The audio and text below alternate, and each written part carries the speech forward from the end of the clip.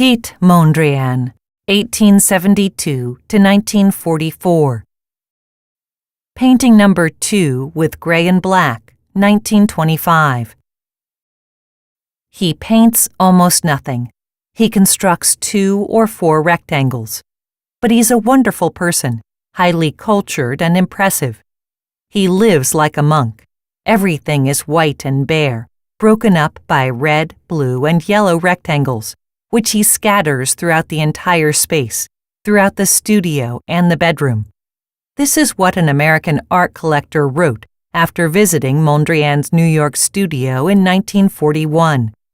Actually, there are not even colored rectangles to be seen in our painting, merely a black horizontal and vertical line structure and white and gray areas. The composition summons up no recollections of the visible world. It is purely a construct of the spirit. The path here had passed through Cubism, which Mondrian had encountered in Paris in 1911. The branches of a tree, the facade of a church tower, dunes at the seaside are the subjects of Mondrian's early studies.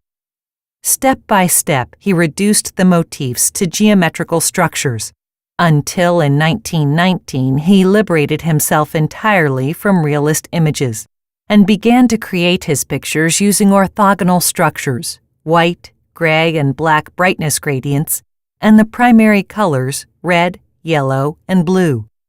He derived his proportions not from mathematical calculations, but rather from an intuitive assessment.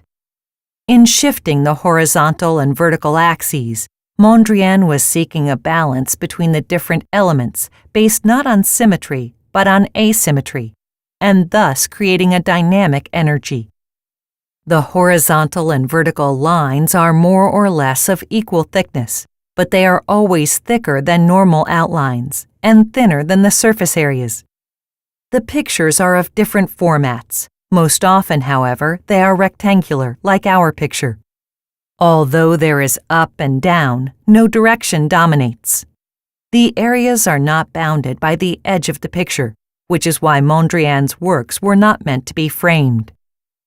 Mondrian wanted to do more than create formally balanced pictures, however. He wanted his art to be universal, liberated from individual and national elements. He believed that harmonically designed surroundings would ultimately make art superfluous. Art, he wrote, will be absorbed into the masses as life itself begins to take on an equilibrium.